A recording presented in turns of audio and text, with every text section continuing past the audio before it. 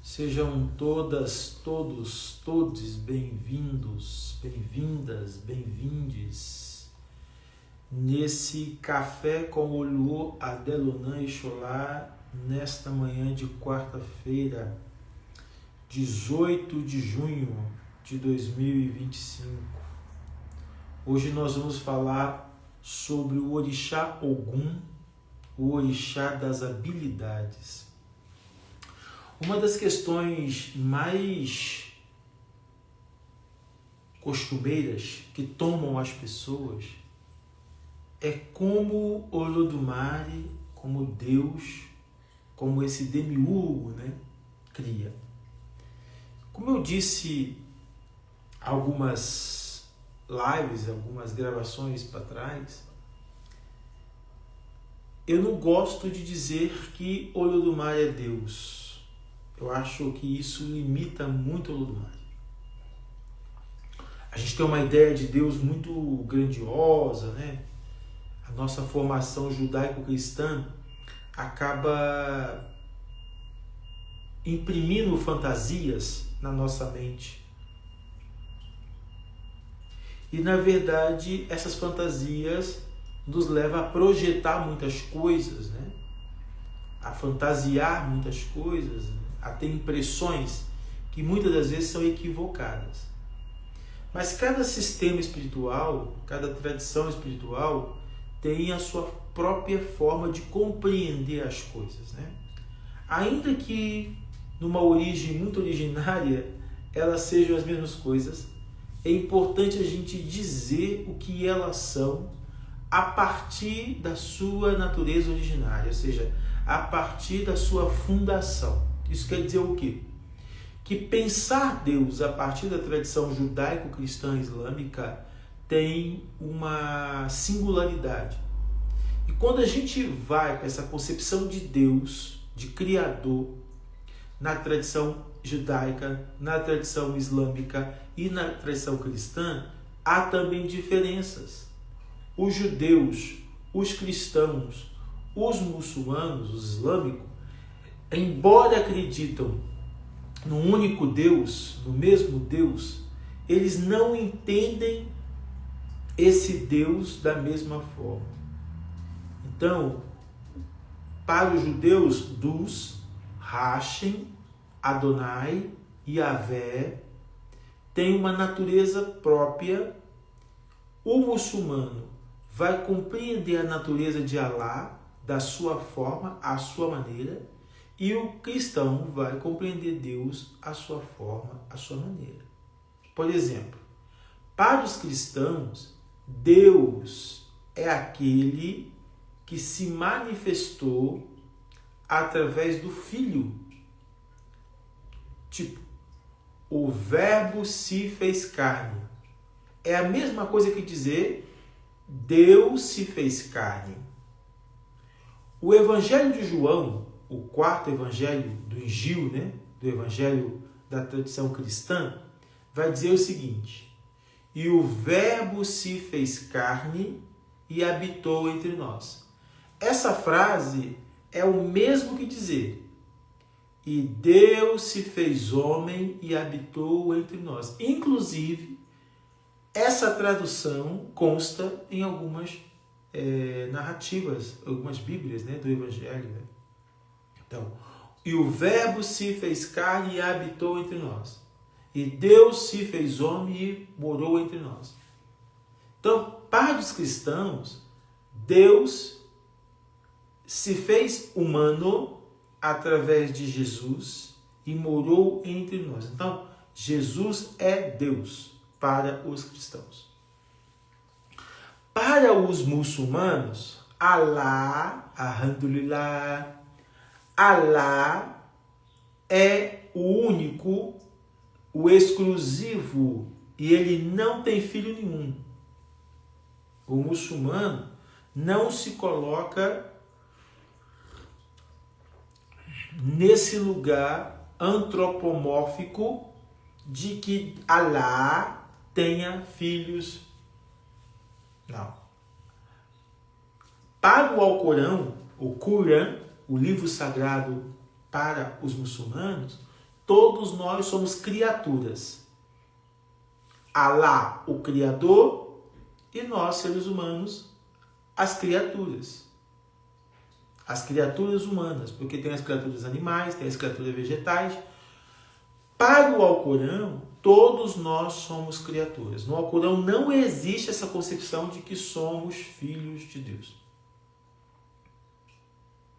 Quando uma pessoa vai se converter ao Islã, ou quando uma criança nasce e os pais faz a confirmação da fé, ela tem que dizer 3 vezes diante de testemunhos a seguinte frase: Ashhadu la ilaha Muhammad Rasulullah.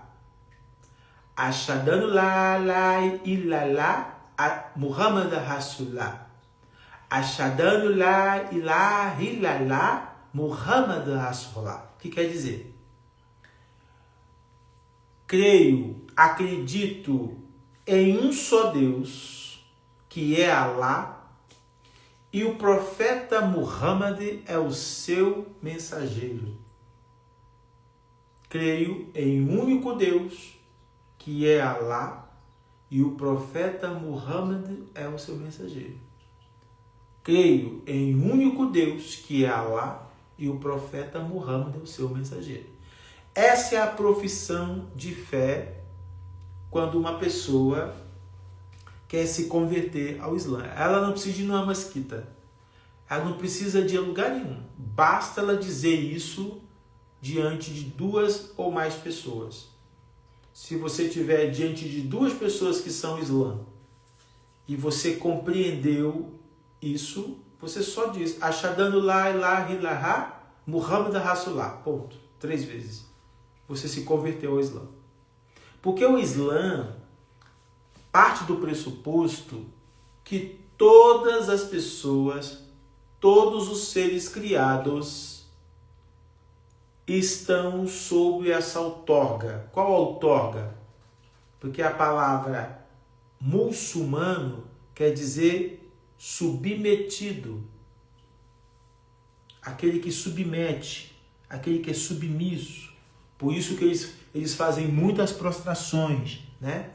Aquele que está submetido à autoridade divina. Então você não precisa ir numa mesquita, não tem padre, o imã não é um padre, o imã só é o zelador da mesquita, aquele que prega às sextas-feiras, aquele que ensina, né? O imã é o professor, o sheikh é o professor, o mulá é o professor. Então, ele está ali só para ensinar a doutrina do Alcorão, da Sharia, né, que é a legislação, e os costumes do profeta, que são chamados de hadiths. Então, a pessoa ela professa essa fé. Ashhadu la ilaha illallah Muhammad Rasulullah. Ponto. Eu acredito que só há um Deus, esse Deus é Alá, e o profeta Muhammad é o seu mensageiro. Ponto final. Ela se converteu ao Islã.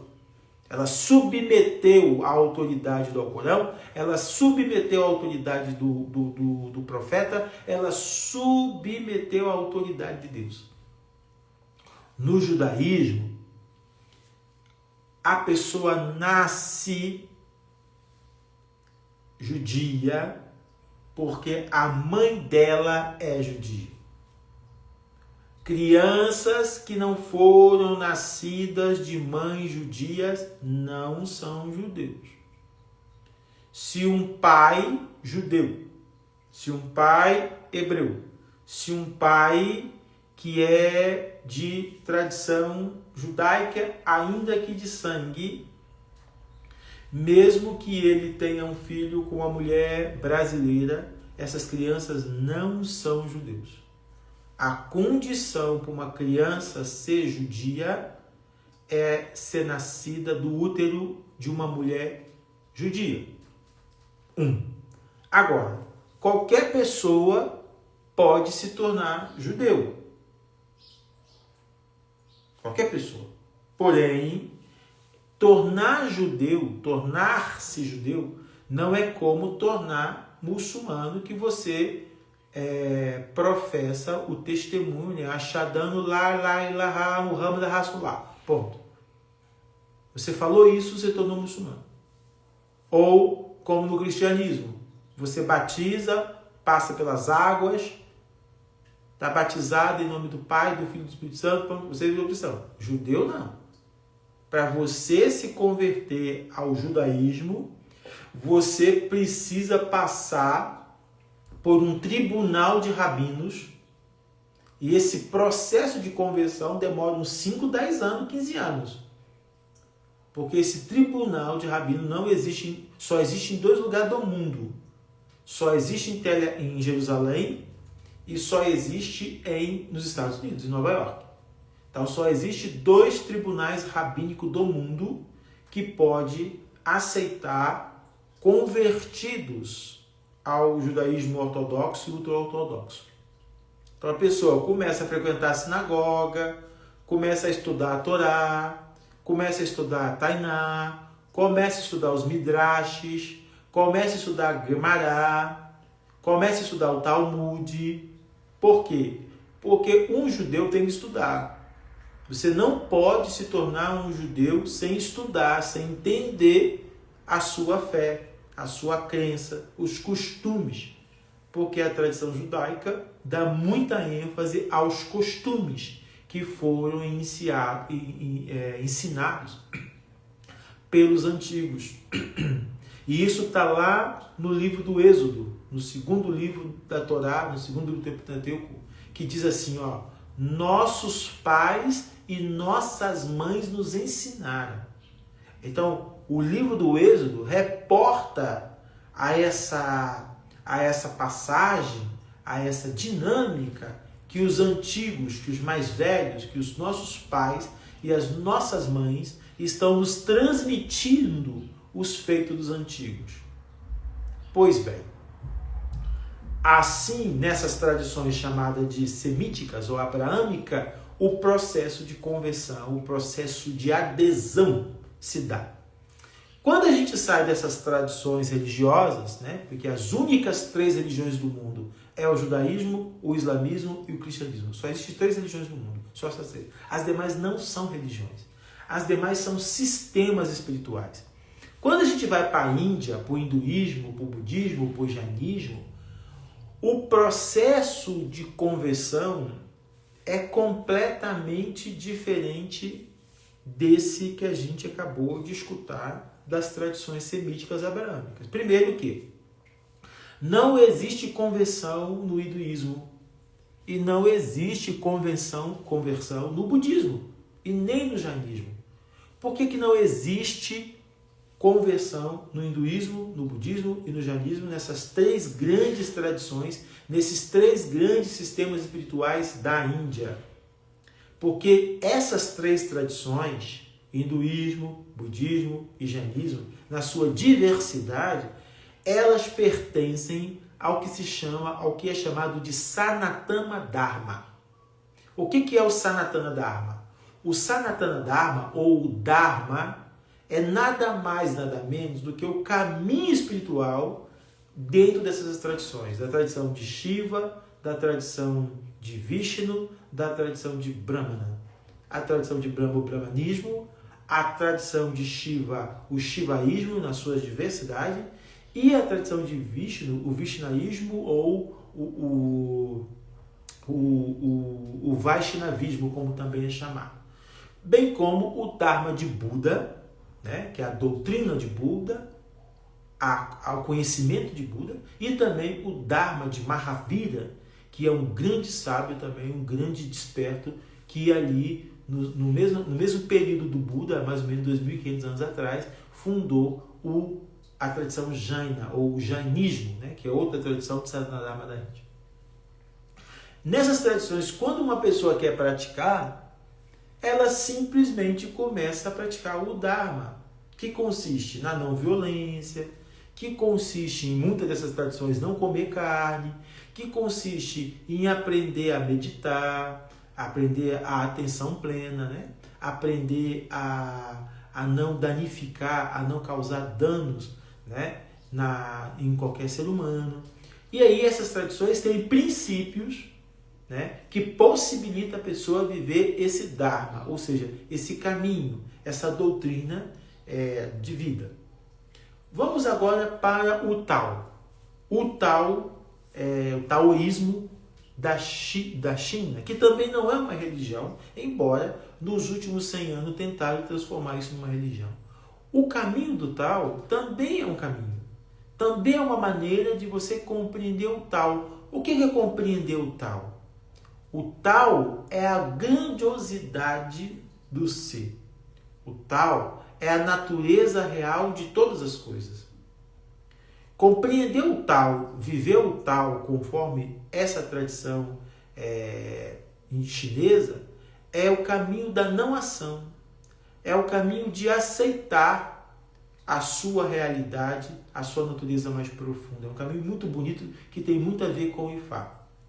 O Tao, ou aquilo que vem se chamar taoísmo, porque não existe taoísmo, não existe budismo, não existe hinduísmo, não existe jaísmo e nem existe ifaísmo. A gente vai chegar aqui no Ifá para chegar no Ogum daqui a pouco.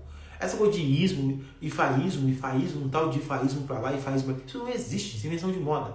Assim como invenção de moda, taoísmo. Existe o Tao.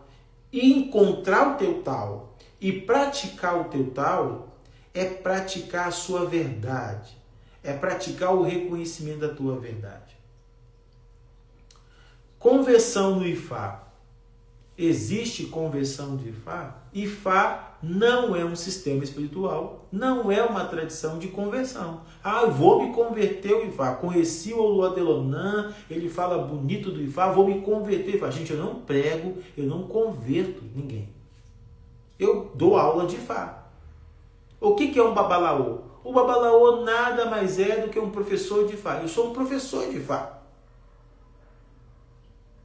Não sou um padre.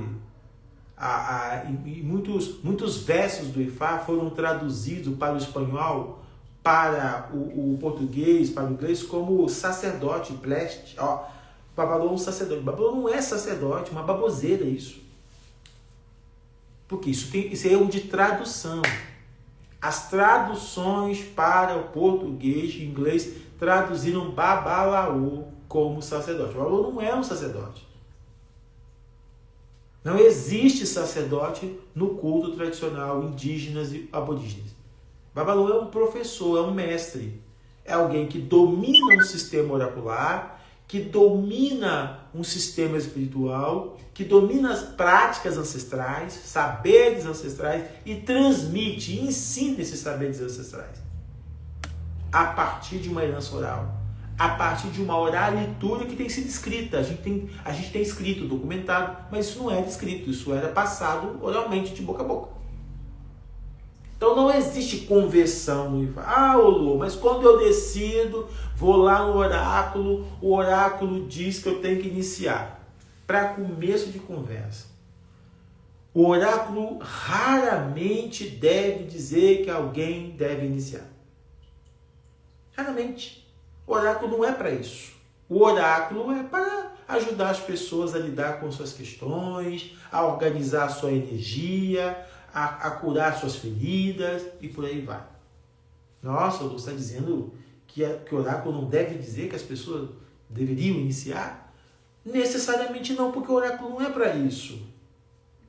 Pode ocorrer de acontecer que a iniciação para o Ifá, para o Orixá, é a única alternativa que a pessoa tem para resolver um problema, uma situação da vida? Sim, com certeza. A questão é que isso deveria ser raro, mas isso acabou virando comum, virando costume, né? A pessoa chega pela primeira vez para consultar o apelê, para fazer um dapelé, semana que vem, mês que vem, ela já inicia no Ifá.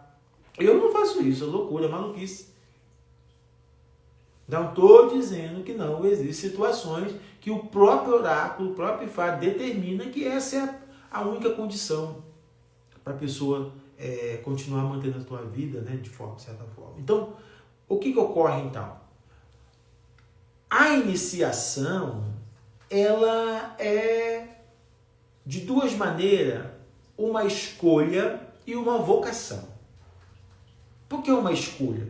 Uma pessoa pode escolher, olha, Lu, eu gosto do Ifá, me simpatizei por Ifá, gostaria de aprender Ifá.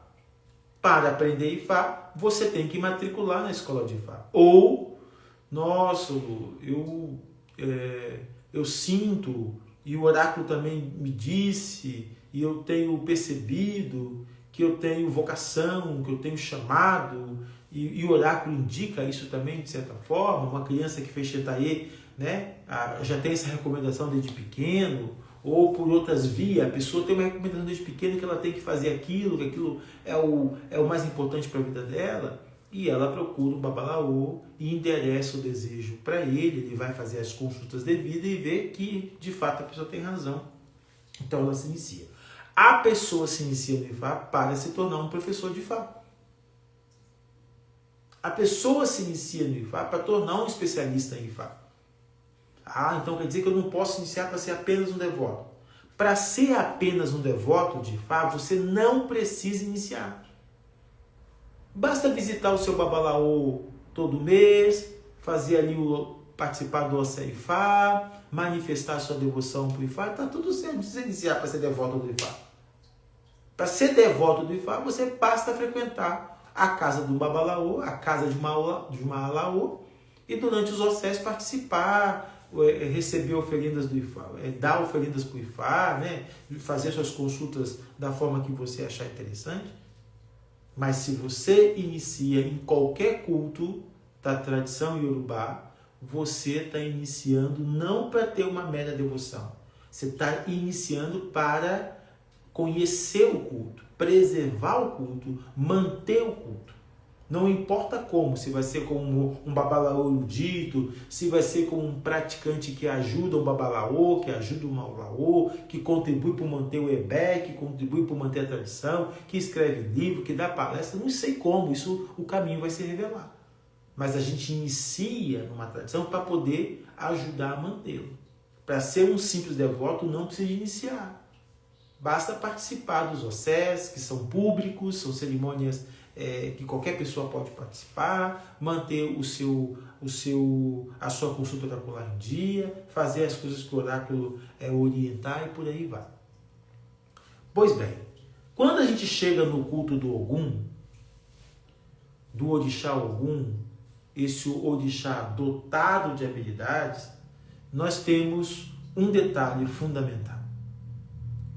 Primeira coisa, Ogum é Deus ou é orixá? Eu comecei essa live dizendo a diferença de Deus em cada tradição. E que dentro da tradição iorubá, compreender o Olodumare como Deus é muito limitado. Então, eu falei há algumas lives atrás que o Olodumare era um demiurgo, um criador. Hoje eu vou falar de uma outra faceta de Olodumare para poder falar de Ogum.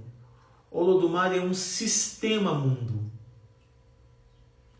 Olodumare é o grande computador do universo. Olodumare é um grande hardware em funcionamento que reside no cosmos. Ele é um sistema operacional. Esse sistema tem uma série de tecnologias da qual ele expandiu e da qual vieram para a Terra e para outros planetas, outras galáxias. Então, a física já fala desse grande computador. Muitas tradições falam desse grande computador, desse grande sistema operacional que está por trás da fundação, da orquestração deste universo. Eu gosto muito de ver Olodumare como esse sistema mundo. O próprio nome dele, Olodumare, me reporta um grande reservatório de forças, de potências, fazendo todas as coisas surgirem com tecnologias diversas acessadas, né? Tecnologias diversas conectadas. Ogum é uma dessas tecnologias de Olodumare. E Ogum é uma divindade muito complexa. Porque Ogum, que a gente costumeiramente chama de a divindade do ferro, ele não era, nos primórdios, um orixá. O termo orixá pertence exclusivamente ao Obatalá. Obatalá é o único orixá. Orixá Nimassim. Ele é o único orixá. Ele é Batá orixá. Ou Batá Issá, né? O rei dos orixás.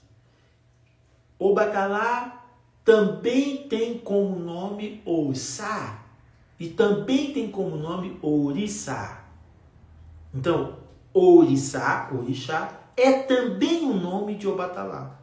Então, Obatalá, Oxalá, Obalufon, como queira, é o único orixá. Só ele é orixá.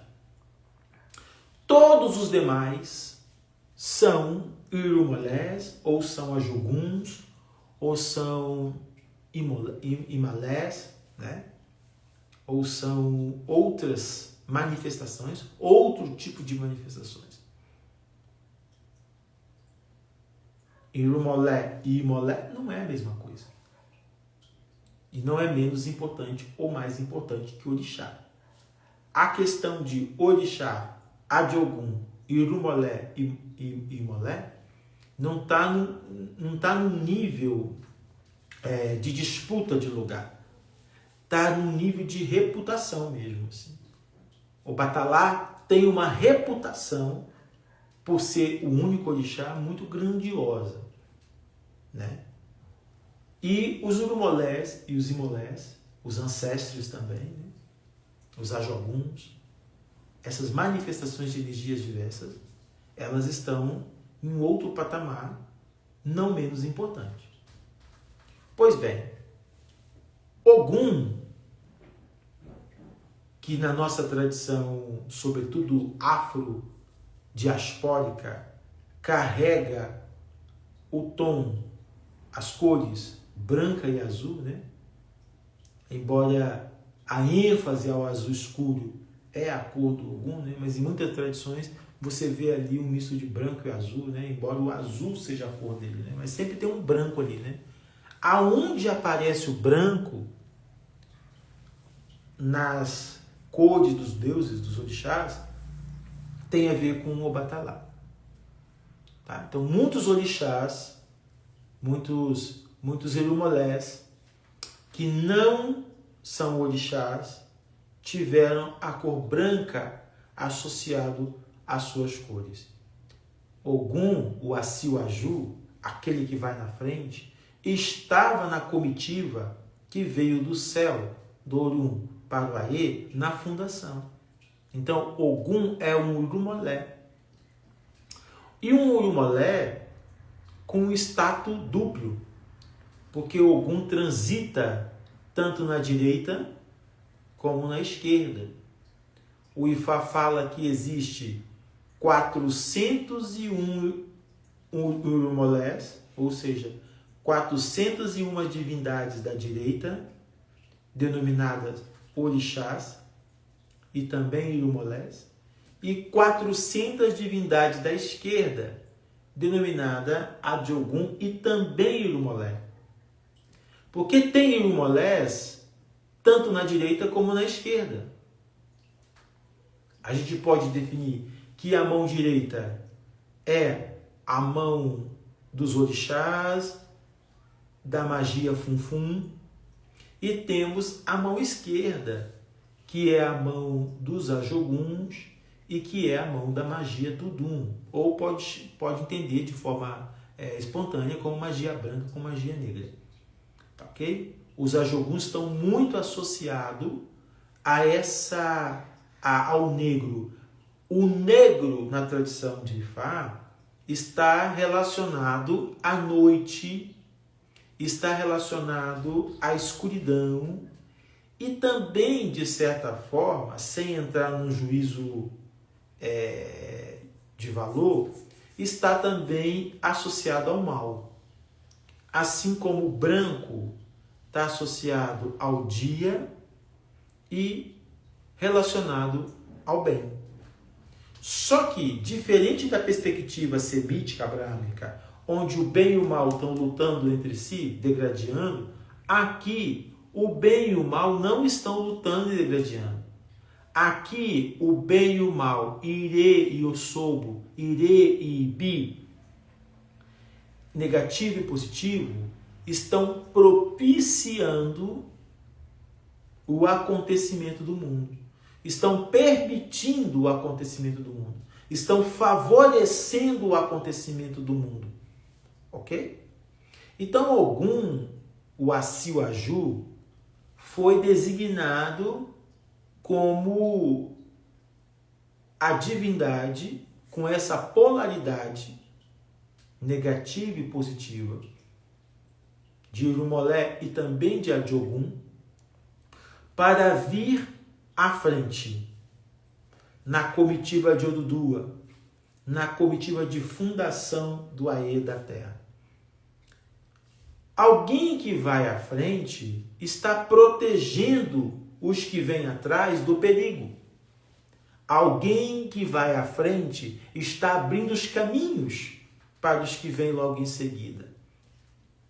Então, ninguém melhor do que Ogum para abrir os caminhos dessa jornada e desviar, sanar, retirar os perigos à frente. Por isso que a gente associou e segue associando Ogum como um orixá combatente, como um orixá guerreiro, como um orixá general. Mas tudo isso tem a ver com um complexo em torno de Ogum que está em torno das suas habilidades, das suas competências, né? Ogum é uma divindade habilidosa, porque ele é orixá dos utensílios, das ferramentas, das armas, das tecnologias, das invenções, da arquitetura, né? Ele mesmo arquitetou o esqueleto que veste o nosso corpo, né? Que veste não, que abriga, melhor dizendo, o nosso corpo, que sustenta, né, o nosso corpo, né? Esse esqueleto, essa forma do esqueleto humano, né? Isso foi pensado, elaborado, desenhado, constituído, criado por Ogum. O osso é feito de ferro. Tem ferro, tem carbono, tem elementos no osso que está associado a Ogum.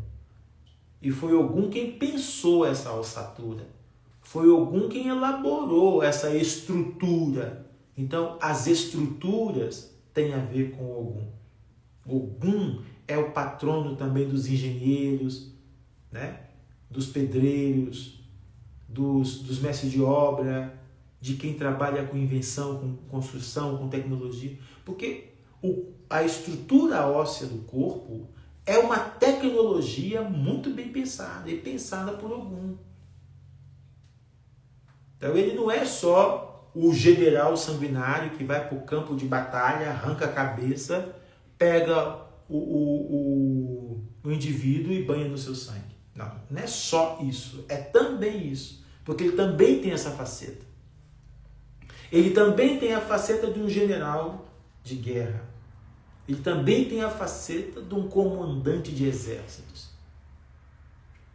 E de exércitos do bem, vamos dizer assim, né? E exércitos do mal. Porque Ogum também lidera os Ajoguns. Não esqueça que o Odu Ogum da Massá, o Odu Ogum da Ossá, conta uma narrativa que a cidade de Ire, Ogum Onire, né, como diz a cantiga, imortalizada no nosso cancioneiro afro-brasileiro. Né? Ogum Onire, Onire, Ogum. A cantiga está dizendo o quê? Ogum, Senhor de Ire. Ogum Onire. Ogum Onire. Ogum, Senhor da cidade de Ire. Então, Ogum é o rei, o senhor da cidade de Ire.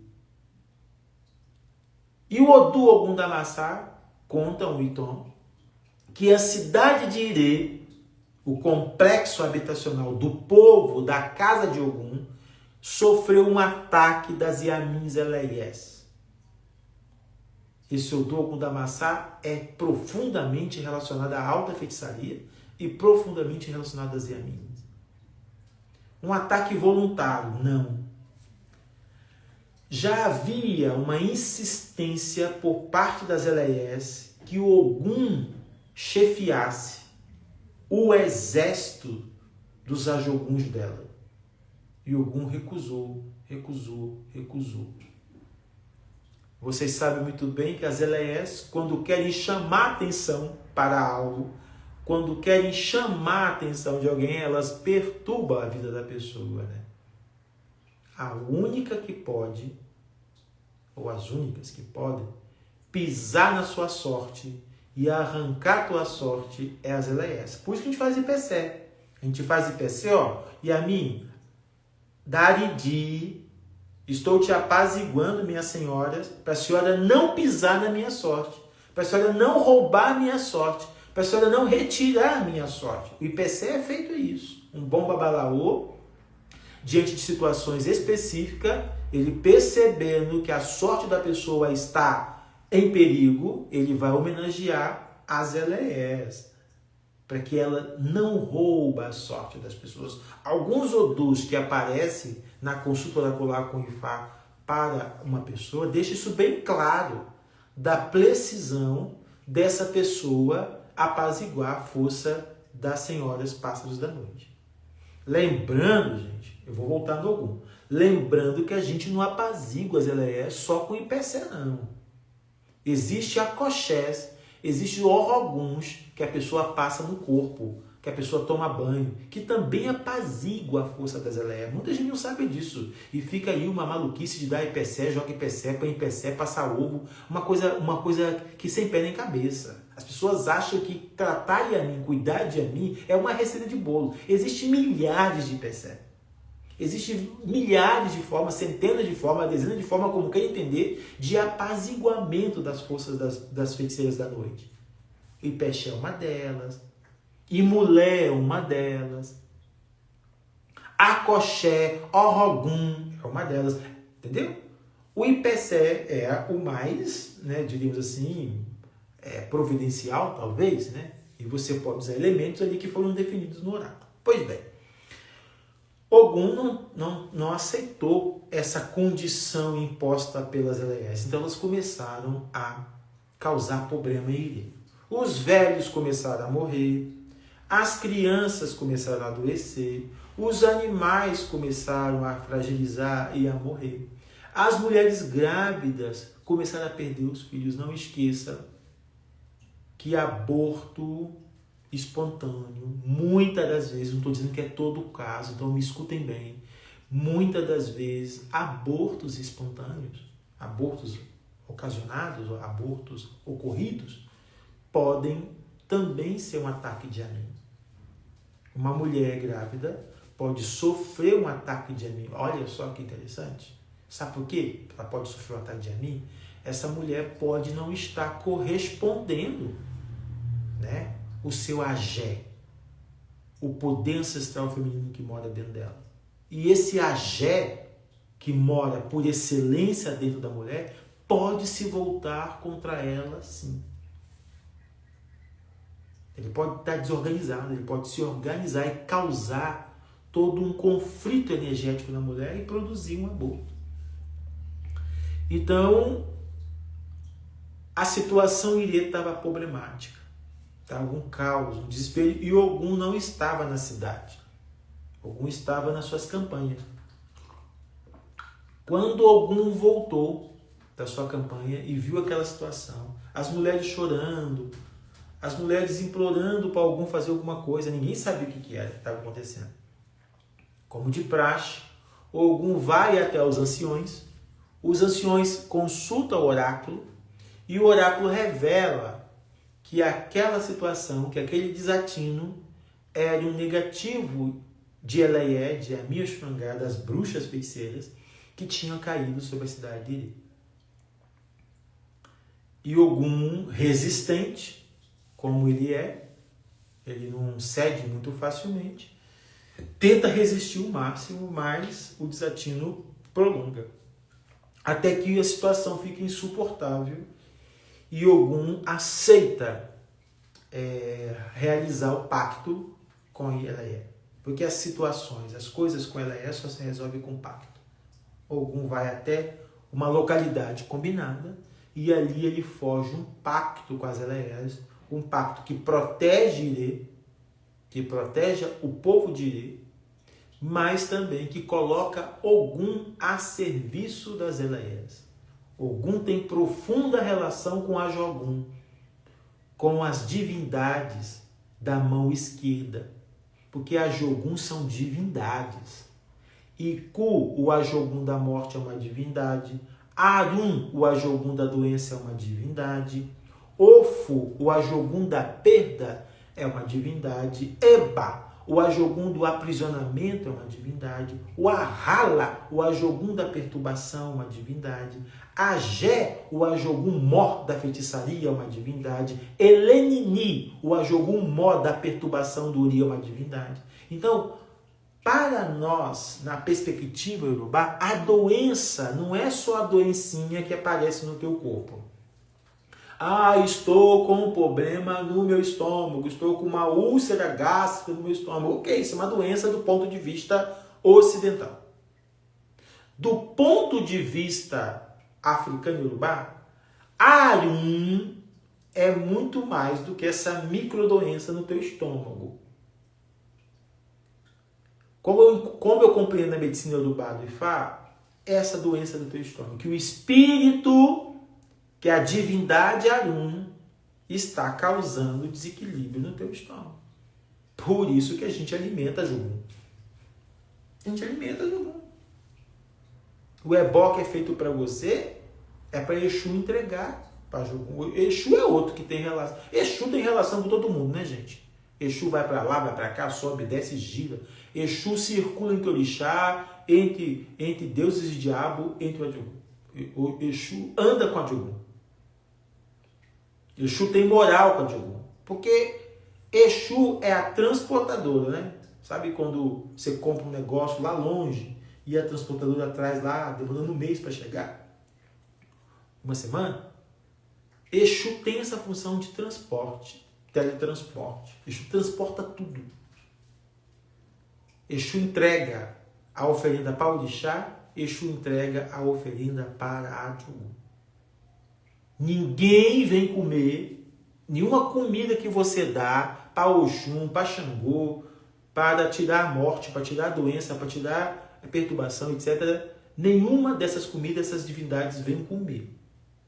Você dá a comida, você invoca elas, você oferta o que tem que ofertar, mas é Exu quem propicia essa entrega.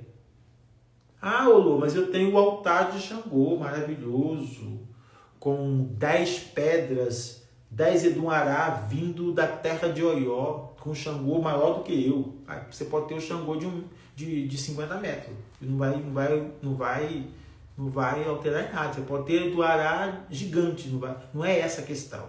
O altar do seu Xangô simboliza simplesmente o altar do seu Xangô, o campo de força que você tem, pessoal, singular, para entregar a tua oferta ao Xangô.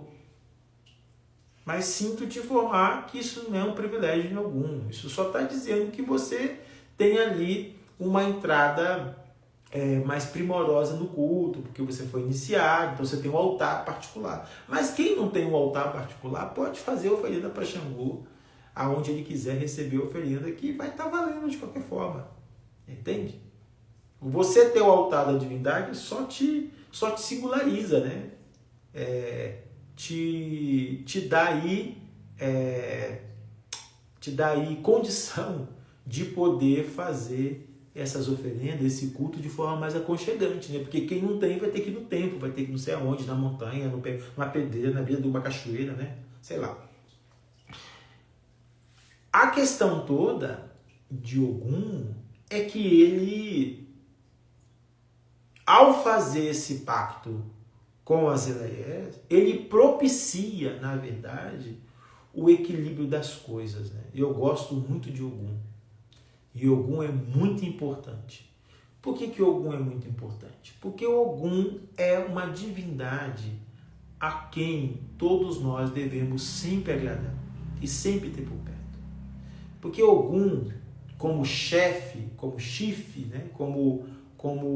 A principal divindade do clã de caçadores, né? Porque todos esses caçadores estão ligados a Ogum, como Oxóssi, o próprio Logunedé, o próprio Ti, entre outros, né?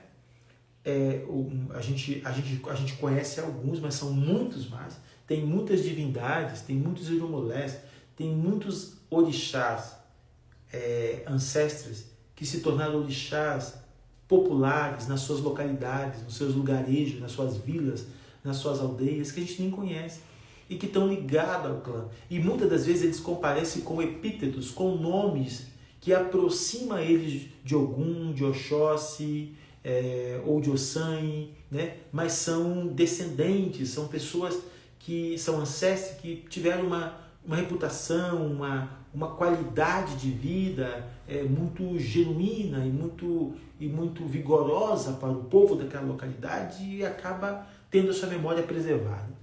Memória preservada é um pulo na Nigéria para tornar o orixá. Porque a condição da orixalidade é também essa memória preservada. Mas não é qualquer memória. É memórias de feitos, é memórias impactantes, é memórias que marcaram gerações e aquilo está ali sendo sustentado, passado, transmitido de gerações após gerações. Essa memória tem uma força, essa memória tem um poder. E quando a gente fala de Ogum, existem muitos relatos, muitas narrativas de heróis, de ancestrais ligados ao culto de Ogum, que não só mantém esse culto, mantém essa divindade orixá na grandeza que ele tem, mas também reporta a uma série de outras divindades ancestrais, né, que testemunharam a força, a reputação, a grandeza oriunda do axé desse orixá e que estão presentes, né, na memória das pessoas. Essa memória tem poder, essa memória tem força, essa memória ela tem axé, ela é capaz de continuar transbordando e fazendo acontecer a vida de alguma maneira.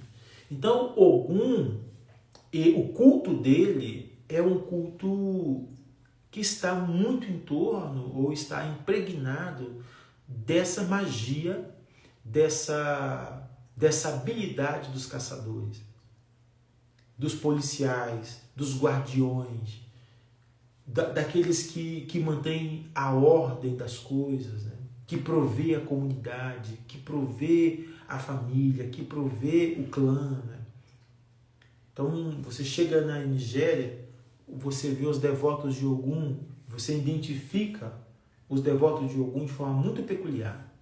Porque ou eles estão com o chapéu, né, o filá, né, clássico da casa de Ogum, do povo de Ogum, ou eles estão vindo de uma caçada, ou eles estão com um tipo de vestimenta que faz memória, que faz alusão a caçadas, ou eles estão com espingarda, exercendo funções de guardiões, de protetores, e por aí vai. Porque no culto tradicional, na área onde a tradição é preservada, esses devotos de Ogum ocupam muito bem essa função de guardiões, de caçadores, de policiais, né? De Arum, de Akogum, né? De alguém que está ali protegendo, guardando, e também alguém que consegue entrar numa mata e lidar com o mundo da mata, com o mundo da floresta. O povo de Ogum consegue entrar ali dentro e sair dali ileso, né? E são matas selvagens, né? Com animais muito selvagens, né? Sobretudo o cachorro selvagem, que é um cachorro muito violento, um cachorro sanguinário que existe em muitas florestas na Nigéria, e esse cachorro muitas das vezes é capturado para ser dado a Ogum, porque o cachorro que se dá a Ogum, dentro do complexo tradicional Yorubá, não é o cachorro do lar, não é o cachorro pet, não é o cachorro domesticado, é o cachorro selvagem. Ogum come esse cachorro nervoso, esse cachorro bravo, esse cachorro que está com gosto de sangue na boca, porque ele só come sangue, ele só devora sangue, ele consegue estraçalhar uma pessoa de uma hora para outra. Então se dá esse cachorro a Ogum. Ogum come cachorro, cachorro é uma delícia, diz o Itã, né? diz o provérbio Yorubá.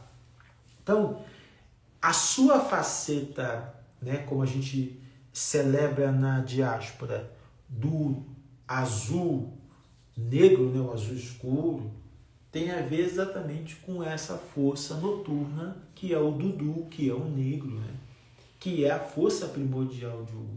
Ogum é uma divindade sanguinária, Ogum é uma divindade intrépida, né, e que teve ali a sua temperança salvaguardada, ou a sua temperança oriunda de Obatalá. Obatalá vai conceder a Ogum a temperança, né? A calma, a tranquilidade, o frescor. Por isso que Ogum, na diáspora, muitas das vezes, sobretudo na diáspora cubana e na diáspora brasileira, está associado ao Obatalá, sobretudo ao Oxaguian, né? Oxoguian, né? Ossaian. Existe uma associação muito forte entre o orixá Ogum e esse orixá Oxaguian, que é o Obatalá, tá? Na diáspora a gente chama de Obatalá novo, né? Obatalá mais novo, né? Tem toda essa dinâmica na diáspora. Mas é o Oxalá, é o Obatalá. O Oxaguian é Obatalá. Ou ele é, como algumas localidades celebram, aí um descendente de Obatalá que foi orixalizado, que se tornou orixá. Isso são detalhes. Mas ele está ligado a esse complexo de força relacionado ao orixá Obatalá. E tem uma associação muito forte de Oxaguian com Ogum, ao ponto deles terem na diáspora uma conta compartilhada, né? Uma conta rajada, né? Com miçangas brancas e azuis, reportando, digamos assim, essa ligação. Embora essa conta não exista no complexo tradicional Yorubá, há relatos, há itãs que falam, que revelam sim essa relação de Ogum com o Obatalá. Porque o Obatalá não se mancha de sangue, o Obatalá não se suja de sangue. E o Ogum é um orixá que gosta de banhar de sangue e vestir de mariô. É um orixá que tem uma disponibilidade para lida, para batalha, para o conflito, para a guerra, natural, né? Mas Ogum foi, podemos dizer assim, que Ogum foi orixalizado por Obatalá, como nós vamos ver amanhã, quando for falar de Xangô. Amanhã eu vou falar de Xangô, e Xangô também vai ser orixalizado. Porque são dois orixás irracíveis, com as naturezas irracíveis, tanto Ogum como Xangô. Xangô muito mais do que Ogum. Xangô é muito perigoso, Xangô é muito delicado. Ogum é mais maleável.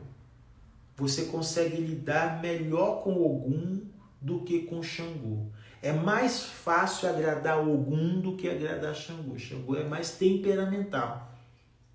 Porque enquanto Ogum é um orixá, né, é um urimolé associado à força, ao princípio energético Dudu, negro, Xangô é associado ao princípio energético Pupá, que é o princípio da neutralidade.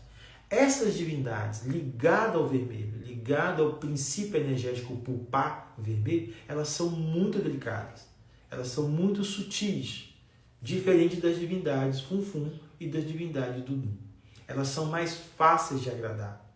Isso não quer dizer que a gente não possa encontrar dificuldade. Mas agradar uma divindade Funfun e agradar uma divindade Dudu é como 880. Quando você adentra uma divindade que é Pupá, como Xangô, como Oiá, como Obaluayê, e entre outros, é muito delicado, é neutro, porque são divindades da neutralidade. Xangô é uma divindade profundamente neutra, por isso que o Oxê, o machado de dois gumes, é a sua representação sagrada, ele é neutro. Ele não toma partido. Ogum toma partido. Ogum é partidário. Ogum é o orixá dos pactos. O pacto que você faz com Ogum, Ogum estabelece com você. Se você jura para Ogum com a sua língua na ponta da faca, se você cumprir a tua parte, Ogum vai cumprir a parte dele. Agora, se você não cumprir a tua parte, lembra, você jurou na ponta da faca. Então, Ogum é o orixá do pacto, das parcerias, da camaradagem. Ogum é um orixá muito camarada. E um orixá comedor de inhame e bebedor de cerveja que gosta de ser agraciado com essas iguarias, preparada com inhame, preparada com milho. Ogum ama uma cerveja fermentada no milho, preparada com milho, ele gosta muito. Ele gosta de oti, de muito oti, que a gente é o gin, né? Uma bebida destilada. Ogum gosta muito e gosta de ser enfeitado com mariô. Ogum gosta de ser vestido com mariô, que é a roupa feita com a palmeira, né? Com a folha do desenzeiro, toda rajada, toda desfiada, né? Melhor dizendo. E a gente veste Ogum com essa veste de excelência, porque o mariô é a veste da guerra de Ogum. É quando Ogum se veste para o mistério. Porque a guerra de Ogum, a batalha que Ogum trava, é a batalha, independente de ser a favor do bem ou a favor do mal, a batalha que Ogum assume, a batalha que Ogum determina, é a batalha para vencer obstáculos. Por isso que a batalha de Ogum é diferente da batalha de Xangô. Essas duas divindades guerreiras, irracível, não trabalham no mesmo campo de batalha, diríamos assim. A batalha de Ogum é para vencer obstáculo. Por isso que ele é Assiwaju. Ele é chamado de Assiwaju, aquele que vai na frente, aquele que está na frente, aquele que assume a causa, aquele que irrompe, retira obstáculos. Então, o Ogum vai sempre na frente para poder retirar do caminho os obstáculos. Então, quando a gente vai agradar Ogum, na sua faceta orixá, diríamos assim, a gente vai agradá-lo para que ele vença os obstáculos que estão impedindo a gente de seguir em frente. Ogum é uma divindade excelente para desativar os obstáculos que estão no nosso caminho. Ogum é uma divindade maravilhosa para nos ajudar a ultrapassar barreiras que estão nos impedindo de chegar onde a gente gostaria de chegar. Ogum é um orixá primoroso para a gente manter a nossa sobrevivência. Quem conta com Ogum, quem tem Ogum como amigo, como companheiro, quem é devoto de Ogum, está assegurado que não vai faltar o pão na mesa, que não vai faltar trabalho e que não vai faltar caminhos abertos. Porque Ogum também está associado à abertura de caminhos. Não é só Exu que está associado à abertura do caminho. Enquanto Exu está associado a todos os caminhos, porque Exu é o dono dos caminhos, Exu Olonan, né? O que é Exu Olonan? Exu Olonan é o Exu Senhor dos caminhos. Essa expressão em Yorubá, Exu Olonan, quer dizer Exu Senhor dos caminhos. Então todos os caminhos pertencem a Exu. Aonde Ogum entra nessa história de caminho? Ogum entra nos caminhos dos fluxos, nos caminhos da continuidade. Por isso que o trilho do trem, por isso que a linha do trem está associada a Ogum. Porque o Ogum representa os caminhos fluidos, os caminhos moventes, os caminhos que estão fluindo, os caminhos que estão indo em direção a algo.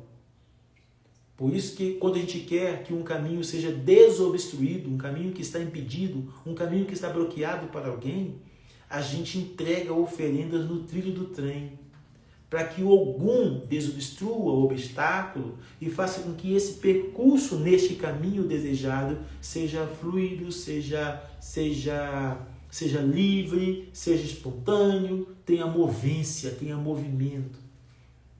Ogum está ligado às continuidades. A pessoa está para receber uma promoção, o chefe dela bloqueia a promoção, o chefe dela está ali vendo que a pessoa tem condição de ser promovida, a pessoa já demonstrou que ela tem competência para ser promovida, e aí o chefe, ouvindo conversa fiada, ouvindo diz que me disse, está segurando a pessoa para ser promovida. Olha o Ogum em cena. O Ogum é ótimo para trabalhar nessa causa, porque há um obstáculo, há um impedimento. A gente pode buscar lá no Ogum, tá? Claro, mediante a consulta, que eu estou falando de forma generalizada, mas tudo isso tem que consultar, porque nem sempre isso, aquilo é aquilo. Porque isso que está se mostrando como um obstáculo pode também ser uma outra coisa. Por isso que a consulta protocolar é importante. Mas pode ser, e muitas das vezes quando a pessoa tem competência, quando a pessoa é correta, a pessoa é justa, a pessoa está ali trabalhando de verdade, dando o melhor de si, etc. Tem um obstáculo. A fofoca é um obstáculo, a inveja é um obstáculo, a calúnia é um obstáculo, o disse que me disse é um obstáculo. Então, a gente vai a Ogum buscar a solução para isso, para que o Ogum vá na frente, desobstruindo, retirando o obstáculo e abrindo passagem para a pessoa ascender, para a pessoa ter continuidade. Então, Ogum é poderoso. Ogum é majestoso, né? E nesse sentido, ele é muito importante para nós, praticantes das tradições africanas e afrodiaspóricas aqui no Brasil. Porque Ogum é muito querido no Brasil. Ogum é um dos orixás mais amados do Brasil. Não só pela associação que ele tem sincrética com o Jorge da Capadócia, né, com o Santo Jorge, com o São Jorge, mas também porque o Ogum se popularizou na nossa cultura, na nossa forma de ser. É como se aqui, na boemia, no vislumbre da noite, nos botecos lotados de gente, ali a gente percebe uma performance dessa divindade que é trânsito, que habita as noites, que habita as madrugadas, que acompanha os transeuntes pelas rodovias, pelas ruas, pelas vielas, pelos caminhos, porque Ogum também está associado às estradas. Lembra o que eu acabei de dizer? Ogum está ligado aos fluxos, aos caminhos que levam a gente a uma jornada, que levam a gente a algum lugar. Então, nesse sentido, Exu, Ogum e Tandê ou Oxóssi estão profundamente associados. Existe um costume na tradição da regra de Oxa, da regra de Urula, da santeria cubana, que quando uma pessoa se inicia no Ifá, ela recebe os orixás guerreiros, né? Elas recebem 3 orixás. Então, qualquer iniciado no Ifá afro-cubano, na santeria cubana, na regra de Urula, vai receber Ogum, Oxóssi e Exu. Sabe por quê? Porque na tradição cubana, e eles não estão errados, é um costume que se vigorou lá, não é que é melhor ou pior, é costume, porque as nossas tradições foram sendo traduzidas de forma sistemática nas localidades onde elas foram se inserindo. Então, o Ifá, quando vai para o Benin, é sistematizado conforme a cultura do Benin. O Ifá, quando foi para o Togo, é sistematizado como a cultura do Togo. O Ifá, quando foi para Gana, da mesma maneira. E de igual maneira, o Ifá, quando foi para Cuba, ele sistematizou, ele ganhou todo um aparato cultural de acordo com aquela tradição local. Por isso que, quando o Ifá chega no Brasil, a gente precisa criar um Ifá à nossa maneira, um Ifá brasileiro. Esse Ifá que, com essa insistência nigeriana, né, como se a gente quisesse implementar no nosso jeito de ser costume nigeriano. A gente não tem nada a ver com costume nigeriano, nada a ver. Nada a ver. E costume nigeriano não é costume urubá. Vocês precisam abrir mão disso. Costume nigeriano não é costume urubá. Costume nigeriano é uma coisa, costume urubá é outra coisa. Os costumes, as tradições, as práticas e saberes urubás podem ir para qualquer lugar, porque elas são eternas. Agora, a tradição, a cultura nigeriana, ela pertence somente à Nigéria. Nós não somos igual a eles. Nós não pensamos igual a eles. Nós não sentimos igual a eles. ok? Então, quando na regra de Orula se entrega para o Aofakã os guerreiros, Exu, Ogum ou Oxóssi, aquilo está dizendo assim, olha, esses companheiros de jornada, juntos, se encarregam de manter o seu caminho em fluxo. Exu porque é o dono dos caminhos, Ogum porque é o dono dos caminhos contínuos e Oxóssi porque é um orixá da casa de Ogum ligado profundamente à fartura e também ao mistério. Mas quando eu falar de Oxóssi, eu vou falar um pouquinho qual é esse mistério que está impregnado nesse caçador detentor de uma única flecha e que com uma única flecha ele consegue atingir o mistério.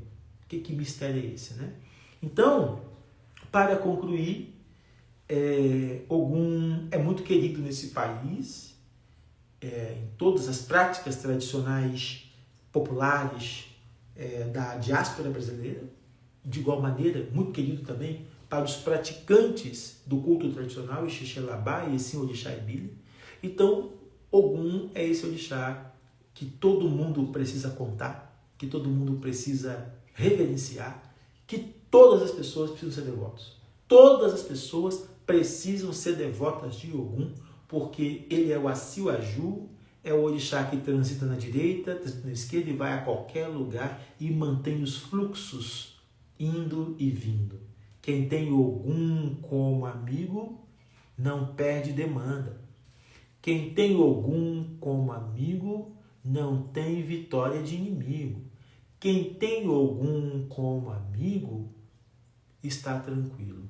Axé Olodumare, Olodumare Axé, Ogum Yepatacuri, Orixá Ossimolé, Ogum Kogum, Kogum Kogum, Orixá Ogum, Orixá Ogum, Orixá Ogum, Ibaú, Ibaú, Ibaú, Axé, Axé, Axé. Até amanhã, quando nós vamos falar de Xangô, o orixá dono da minha cabeça. Axé de Olodumare, Olodumare, Axé.